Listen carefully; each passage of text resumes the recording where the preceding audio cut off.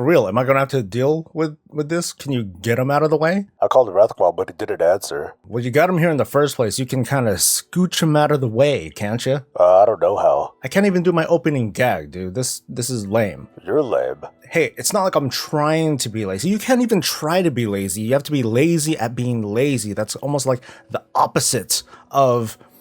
I don't know where I'm going with this. Hey, it's Soul. It's May 18th, 2018. This is Warcraft Weekly, and Bob thankfully got this thing out of the way. Actually, Rathqual got it. You just didn't see it. I guess this is brought to you by Rathqual, the savior of the weekly. Yay! Today's top stories are going to involve the Battle for Azeroth beta, as well as these huge reveals from the Before the Storm novel. It's going to be coming out on June 12th of this year. If you want to jump right into that top story, I'm going to have a link below for that. Otherwise, stay tuned as I cover some of the highlights of this week's beta build. In what comes as only kind of a surprise, Call of Duty Black Ops 4 is going to be made available on the Battle.net client. As someone who had purchased Destiny 2 with my Battle.net balance, and someone who had purchased like the big snazzy edition of Overwatch through Battle.net balance when that was made available, I'm not gonna do it this time because I'm finally admitting to myself that first-person shooters and that sort of thing just isn't for me. Because he sucks at it. Because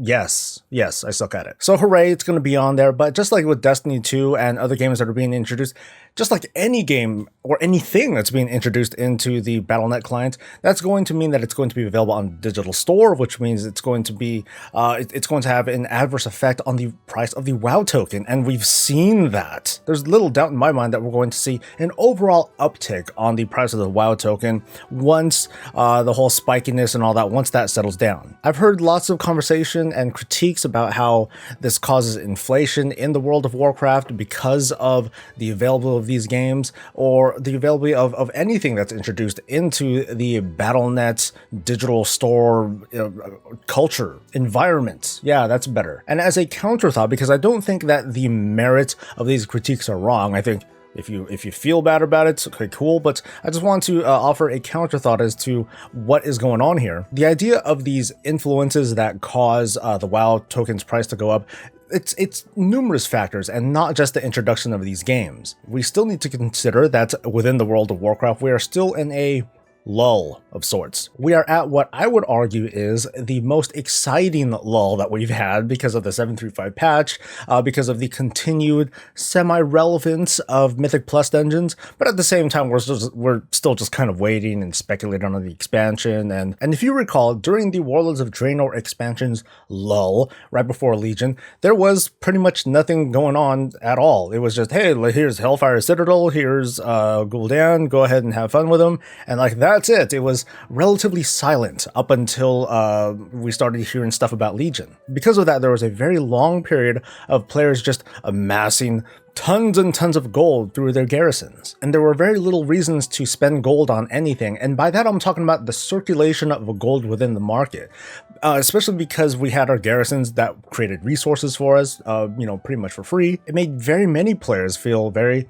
independent. So on the one hand, you had very little gold circulating because there wasn't a lot of reason to spend gold, and at the same time we had a lot of people making all this gold and just kind of sitting on it. So it came as no surprise to me, at least, that when Legion launched and the way that the economy and professions worked, that all of a sudden everything was like super expensive because everyone had all this gold, and now it was entering the market, and that's where you see all those that's where you see all that inflation and whatnot take place. The difference between lulls before Legion and now before the Battle for Azeroth is that gold is still circulating thanks to the WoW token and how people are buying that, converting that into balance, and buying Call of Duty, as well as the continued relevance of some of this content. We can still at least see a healthy economy moving. It's just that everyone's participating, or many players are participating in it now. So the prices of things like the WoW token, they're not exactly going up because Call of Duty is being brought in. It's more like more gold is circulating the market because this Call of Duty game is coming in. And that's okay because it is a two-way street. Economic forces are at play. Slowly but surely, players who need gold that don't have the knowledge or the know-how or the time, most importantly, to make that gold are like, oh shoot, I can spend only like 20 bucks and get like anywhere between 200 and 400,000 gold.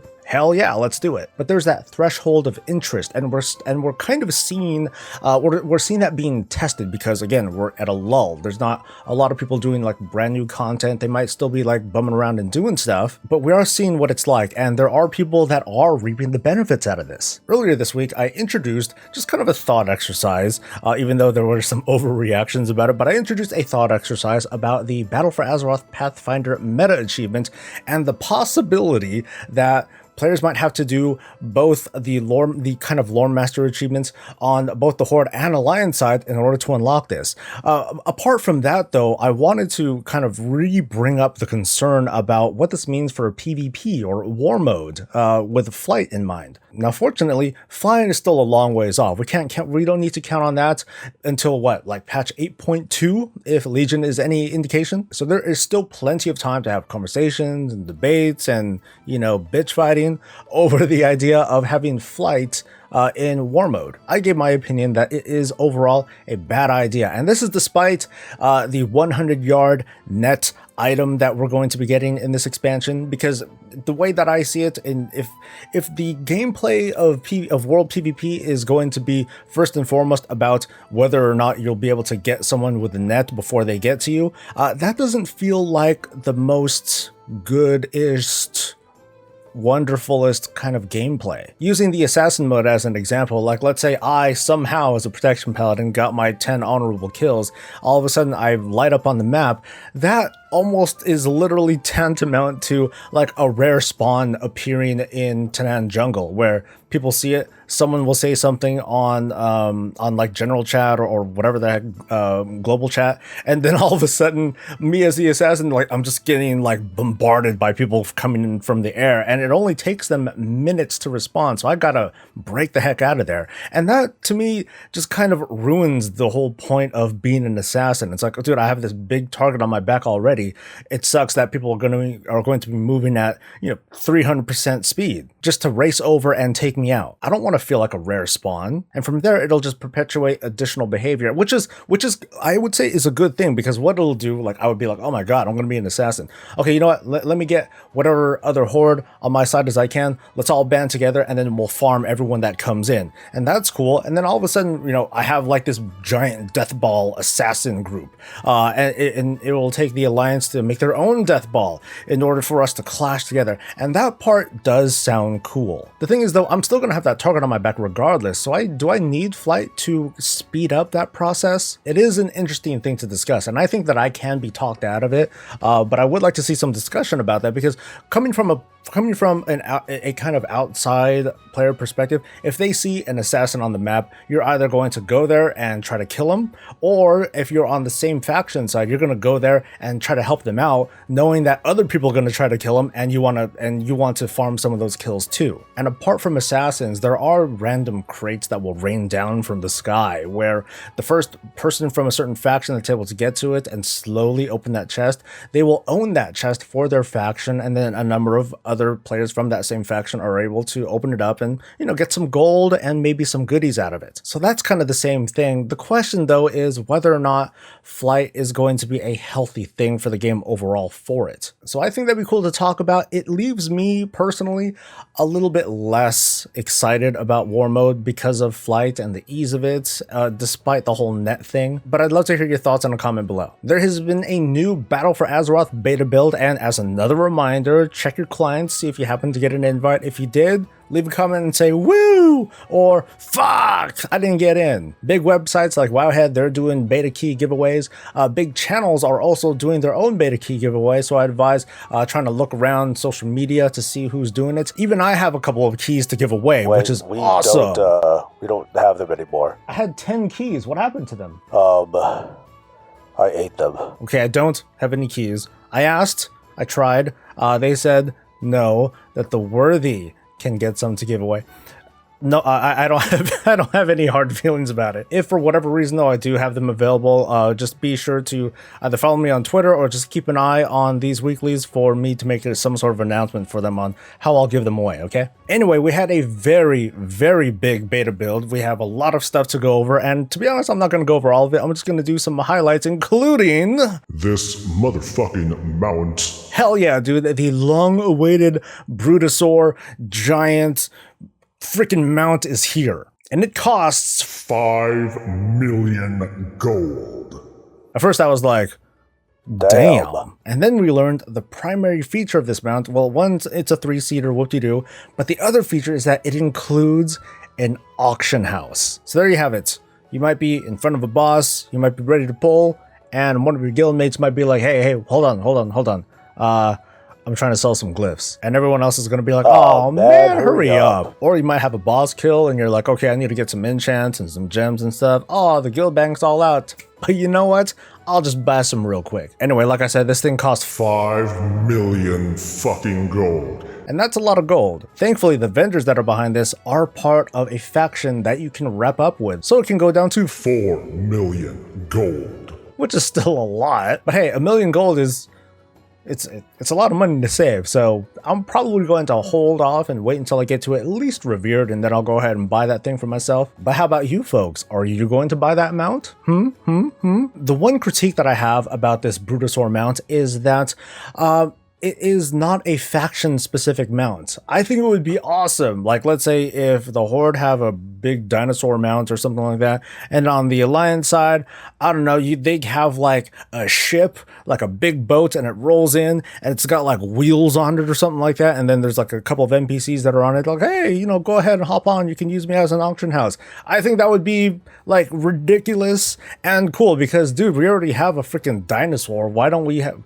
Is it really that big of a deal to have like a ship with some big ass wheels on it? I don't think so. There is a slew of cosmetics, including all these cool pets, and is that you?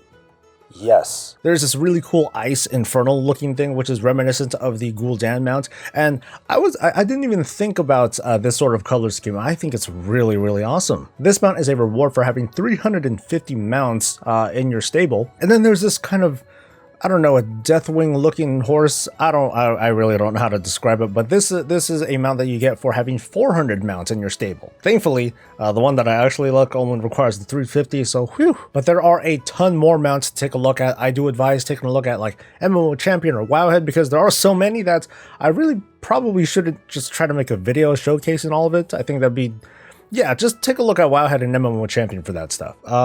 That looks like a arcade stick or something. Why don't I change the angle for you? Oh my god, it's like a steampunk puppy. Oh, dude, okay, I want that. Okay, I need 400 toys for that. Holy crap, but I want it. And this belt right here is called the Waste of Time, which is kind of funny. And it's presented in this way because it's, well, kind of funny. The leather armor models for Uldir are now available. So now we have everything. I know that there are a number of people that just aren't satisfied with the looks of these because they're just plain looking. They're not very special, especially that you're not going to get a unique set for your particular class. Maybe it's a sign of the times. Maybe it's because I'm old. You are. Shut up. But that's just, I don't know, like, I like the overall look of these. They're a little bit more plain and subdued. But now that we have everything, I want to ask you folks at home and on the toilet, which one's your favorite? Are you going to be sporting them, or is it just going to be like, F it, I'm just going to go for like, you know, freaking anything else? The Warcraft movie, which, believe it or not, is still the highest grossing video game adaptation in history so far, is holding an auction to sell a bunch of its movie stuff. This auction is going to go on for the next week, and I'm just kind of showcasing like a number of items. Some of these set pieces are really interesting and maybe damaged, but interesting nonetheless. Hey, so let's buy this one. That's not an axe, that's more like a prop, and then they just kind of draw over it, you know, for like CG. You know, they draw over it with CG stuff. Yeah, but it's like a super futuristic cyber axe, and it's only $50. $50, huh? No. All right, so time for the main story. I'm going to move the mic a little bit because I'm going to be talking for a little bit. And Bob, you can go ahead and take a break. I didn't really do much. Yeah, thanks for your hard work, dude. Go ahead and take a break. See ya. Asshole. Bye. So there was a very meaty preview of the Before the Storm book, quite almost literally a third of the book has been made available online. It's out there somewhere. It's definitely on Amazon. You can see it over on Wowhead as well, and it is a doozy. Now, going forward, like I said, I'm going to be talking about this before the Storm preview, which contains huge spoilers. So if you want to hide and run away from this kind of crap, hit that like button real quick, and I'll see you next time. For those of you who want to stick around, here's what I'm going to do. I'm not going to go over like page by page. I'm just going to give some of my highlights and thoughts and just kind of talk about the underlying themes, as well as give a couple of predictions as to what I think this is going to mean for World of Warcraft the game and the Warcraft franchise going forward. One of the big things that I liked about this, and this kind of emphasizes my thoughts on books versus in-game narrative, is that books still tell us so much more than a cinematic ever could. If you take the Horde and Alliance Legion epilogues, for example, the one where Anduin gives his speech and where Bane Bloodhoof talks like he's the one that single-handedly dismantled the Legion, the important part of those videos is the discovery of Azerite and how the Horde and Alliance leaders react to it. When you see them hold on to it, you quite literally see this.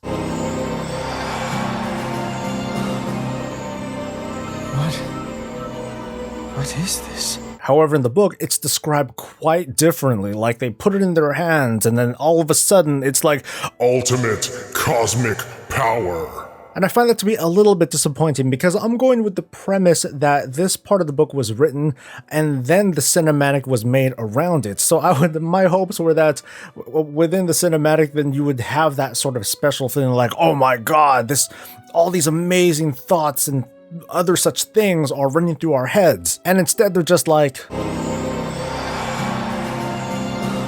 So this preview really underlines the point that the nuance of a book just literally tells the reader what's going on. Whereas the cinematics, they show as much as they can, but it still kind of falls short. The premise of the book is basically the epilogue of Legion. This is what's going on, this is the state that we're in, there's a big sword on the planet's back, this mysterious Azerite stuff is becoming a resource to fight for, and there are agendas. Sylvanas' initial thought is, hey, I need to replenish my forces after this war, let's invade Stormwind and get some bodies, which is like, damn girl. You would think that somewhere out there, people are just dying, and Sylvanas should just be like, hey, you know what, let me just covertly send scouts out or covertly send people out to just steal corpses, steal bodies, bring them back, raise them up, ta-da. Instead, she's like, no, let's kill two birds with one stone by, smashing Stormwind, depleting their both military and civilian forces, and then raising them up for herself. Very practical from a military standpoint.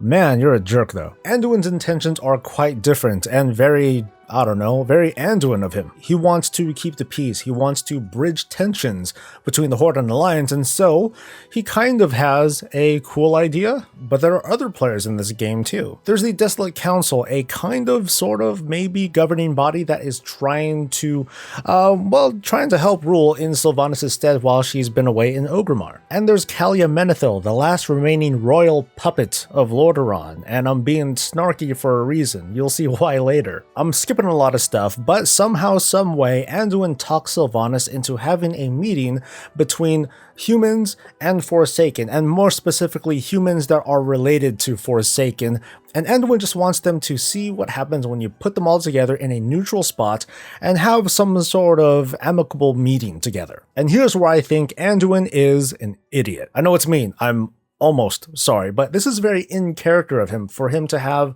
a very idealistic view of what could happen without quite realizing what he's doing. Maybe I missed it in the reading, but I'm not exactly sure what made them decide to all meet in Arathi Highlands, but I think that was a very poor meeting choice to have this gathering of human and Forsaken families. And don't worry, I'm reminding myself that I'm just reacting to a preview. There could very easily be more context that I'm just missing here. But this thought just comes to mind. Instead of just meeting at a kind of neutral territory like Arathi Highlands, why not go to a very neutral territory such as, I don't know, Light's Hope's Chapel or the Netherlight Temple? That way you have a third party such as the Priest Order or the Paladin Order or something like that that can preside and watch over things because it's considered their territory, not exactly Horde and Alliance contested territory. That and the idea of this meeting definitely benefits Sylvanas more than it does Anduin. Earlier in the book, and this was part of the chapter preview that we got back in BlizzCon, Sylvanas viewed this Desolate Council as a possible rogue faction, someone that can possibly try to rise up and challenge her. So this meeting would provide a pretty good opportunity for her to possibly identify those kinds of rogue elements. Anyway, cutting to this big gathering itself, you have the Horde on one side, the Alliance on the other side, and in the middle you have these Forsaken and human families finally meeting up. At first, the idealistic vision that Anduin had was starting to bear fruit. These families started meeting up, and some of the interactions were amicable. Some of the reactions were friendly, even touching. But also, as expected, some of these meetings just didn't turn out the way that they hoped for, and the people from either faction, they would go back to where they came from. Meanwhile, during this event, Calia Menethil was also on the field. And the way I see it, she was there for the worst reasons, and it's not exactly because she thought of it, but more like she's probably being manipulated. The book describes Calia as being haunted by her dreams, and she's living in the Netherlight Temple, just kind of doing her thing, and because she's having these nightmares, she often consults Sara, the Naru who's over there. She asks the Naru for guidance and for help, and of course the Naru gives cryptic messages and riddles. What's interesting is that there just didn't seem to be enough reinforcement by either the Naru or by anyone else in the Netherlight Temple to tell Calia, just forget who you were, just be a priest, do good, and like that's it. Because somehow in Calia's head, she thinks to herself, she's still the heir to Lordaeron. She can, there are still people that will listen to her, that will love her and serve her and that sort of thing. So in a way, she's on that field to look at her people, without quite getting it through to her head that her people have been under the sway of Sylvanas for a very long time now. Calia reveals herself to a woman named Elsie, who happens to be, I think, the leader of the Desolate Council. She says, hey, I can help you out, but Elsie refuses, that she can't betray her queen, Sylvanas, not even for her. So I don't know what it is between Calia and Anduin and their hubris that, hey, you know, we're royalty. Okay, maybe it's probably not that, but just the idea of, you know, because they're identifying themselves as who they are, that it's supposed to automatically instill some sort of influence, whereas Sylvanas, she literally created that influence by raising them up and offering that choice. Hey, you can serve me or you can kind of go back to where you came from. Part of the idea of the Forsaken and for Sylvanas is not to hold attachments to your previous life, and Anduin should have realized this when he was thinking of this meeting in the first place. He was indirectly helping Sylvanas identify members of the Forsaken who had second thoughts, people who still had attachments to their past life, because to Sylvanas, those kinds of attachments are a weakness. Remember in the War Crimes book, she kind of opened her heart to her little sister Verisa. She was thinking of letting her join the Forsaken. I mean, granted, she was going to like kill her and raise her as a banshee and all that, but Sylvanas let her in. She made herself vulnerable, and when she was not so much betrayed, but when she was refused, she felt betrayed. She felt that was a weakness, and that's not something that she wanted to live with anymore. Live, unlive, whatever. So between that thought, the Desolate Council, Anduin putting this meeting together,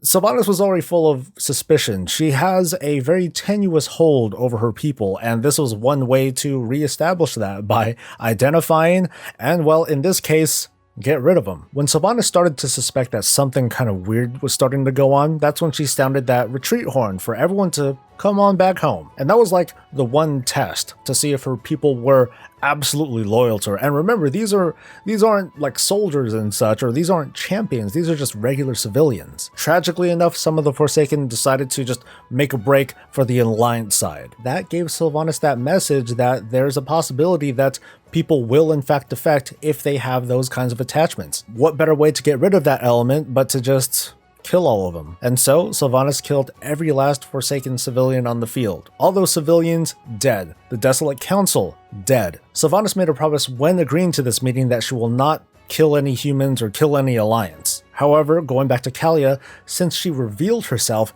and then we start seeing Forsaken starting to run away, that kind of puts two and two together in Sylvanas' head. It kind of made it look like Calia wasn't trying to incite some sort of revolution. But Sylvanas was still calm enough to realize that this isn't something that Anduin would want to do. She knows that Anduin isn't exactly there to start shit, that he just has this sense of idealism. So Sylvanas used all this as an excuse to take out the Desolate Council, any of these possible renegade Forsaken, Forsaken and to take out Calia Menethil. Politically, nothing could be done. If Anduin decided to react to her death by deploying his troops out, then that tells Sylvanas that yes, Calia was part of the plan and now open war. But she wasn't part of the plan. She was, in fact, acting on her own. And so Anduin, tragically but smartly, does nothing. He does at least retrieve her body, and that's about it. No humans were harmed during that event, except for Calia, who's now going to be painted as kind of a renegade, I guess. I find it very interesting to see how these two leaders approach this meeting. Anduin approached this understandably with a sense of idealism and the hope that there is good in people. Sylvanas saw this as an opportunity to expose weaknesses in her own people. And unfortunately, Calia was just used as a political excuse. However, Calia's story is not over. Her body was taken to the Netherlight Temple. Anduin was called over by Sara, that Naru, and with the help of Alonsis Fowl, who was present during much of the story, but he's more considered a priest first, before being a Forsaken. Just want to get that one out there. With his and Anduin's help, Sara raised Calia as a undead-ish person. They made their own undead, which makes me think to myself, ooh, I was actually kind of right about something. Because I have a theory that the idea of necromancy is something that spans across all sorts of magic types. Necromancy isn't just some dark evil magic, but more simply it is a method of manipulating body and spirit, and there are numerous magic schools that can do this. Just like the Draenei put spirits into constructs, just how necromancers reanimate mindless zombie skeleton things, just like how in Dalaran they program poor brooms to sweep up the area for all of eternity. Or that one boss in the Nighthold that eventually went insane. Was it because of programming or was it a spirit? I don't know. But now we know the light can create their own kind of zombies. But what does that mean for us, the players in the World of Warcraft? I see a lot of talk about the Forgiven, or the opposites of the Forsaken, of a possible light-bound, undead, allied race, or the possibility of Calia being some sort of alliance racial leader for this holy undead people, or even being a replacement for Sylvanas if or after she's killed. There's a growing voice and prediction that that might happen, but I'm going to offer a counterpoint because I think it's equally possible that this is not going to be a thing at all. Calia Menethil is the heir to Lordaeron. Calia Menethil is also technically dead, and probably can't bear children, unless she can. Oh god. And where has Calia Menethil been since the events of the Third War? I don't remember the details off the top of my head, but she sure wasn't trying to reunite back with her people. We don't know for sure yet if she had tried to raise up an army of her own or try to take back Lordaeron on her own. So how would the greater Forsaken population feel if all of a sudden Calia Menethil comes back semi-dead and being like, hey, you know what? Come join me because I'm the heir. Would the Forsaken give a shit? Really? After their severed ties from their families and loved ones because, they died? Should Calia really expect loyalty to the crown? I don't have an answer, but I think that's up for debate. And what about the Naru? This is becoming disturbingly close to proving my other theory that there is, in fact, a conspiracy of the light. Because based on what we're seeing in the book, it seems pretty clear that the Naru was manipulating Calia to get onto the field. Because it certainly feels like the Naru is trying to manipulate things from the back. It looks like the Naru just put nightmares into Calia's head and slowly started to manipulate her into whatever it is that it wanted Calia to do. And we've seen more and more little snippets of acts being done in the name of the light that are questionable. Zira trying to subvert Illidan. The whole thing with Yrel and the Lightbound. Quick update on that, it seems that, at least according to this datamine text, Gromash Hellscream is saying that Draenor is dying because of the light, while Yrel says that the light is trying to save the world, so we're just kind of in a debate with that right now. But it looks like Blizzard is taking the light and trying to play catch up with the forces of the Void, like the Twilight Cultists and such, to introduce a more extreme version of the light, one that is simply more manipulative, but at the same time just coming off as a paragon of virtue. So I know I got pretty rambly and ranty about this, but the conclusions that I have from this book preview so far is that 1, it's awesome and that I freaking want to read the rest already. Anduin is showing himself to be inexperienced, which is good. He obviously did see a kind of long game peace plan, but at the same time he didn't quite see the drawbacks of this plan. Sylvanas is definitely an opportunist. She used this meeting for specific purposes, and if she wasn't going to kill all those Forsaken out on the field, she probably at least had a bead on everybody so that she can take any one of these people out whenever she wanted. And that Agents of the Light, the Naru, are up to something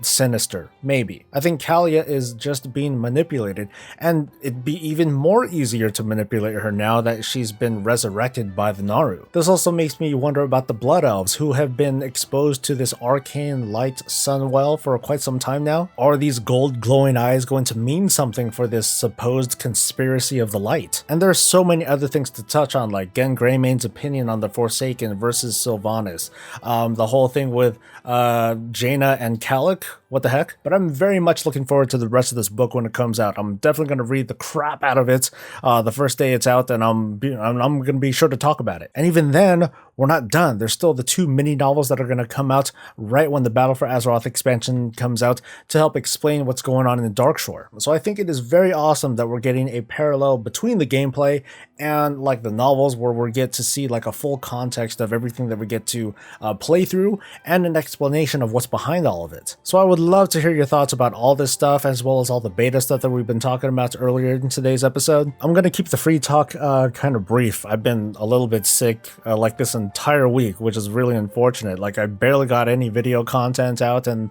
I meant for a lot of scripted stuff to come out. It just didn't turn out that way, and well, sometimes I just get bad weeks. I did manage to get BlizzCon tickets this week.